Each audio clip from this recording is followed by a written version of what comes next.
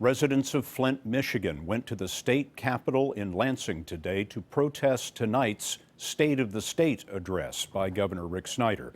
They blame him for not cleaning up the lead that has poisoned the water in Flint, a city of 100,000 predominantly African American. Here's Adriana Diaz.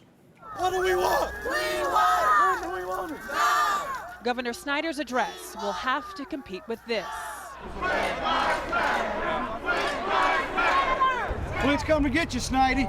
Tony Palladino and his wife Leah were among hundreds who boarded buses from Flint to the state capitol.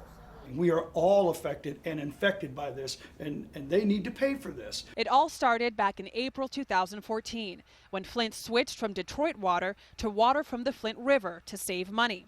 Within weeks, residents began complaining about the smell, taste, and appearance.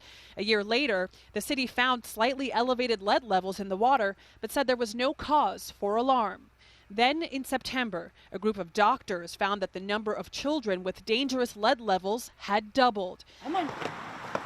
Leanne Walter started noticing physical and developmental delays in her kids. We were told by the state nurse, it's just a few IQ points. It's not the end of the world. Dr. Mona Hanna-Atisha led the study on children.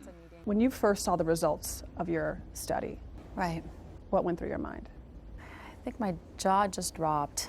How could we do this? And what was most disturbing was that it was entirely preventable. 5 days after her study was released, Governor Rick Snyder, for the first time, said publicly it appears that lead levels could be higher or have increased.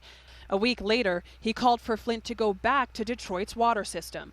In December, the governor's task force blasted the State Department of Environmental Quality, which oversees water. The task force said that complaints by Flint residents were met with aggressive dismissal, belittlement, and attempts to discredit the individuals involved. Today, the governor asked state legislators for $28.5 million to pay for water bottles, upgrades to school plumbing, and even a school psychologist to help with developmental needs. Scott, he'll outline that proposal tonight. Adriana Diaz at the state capitol. Adriana, thank you.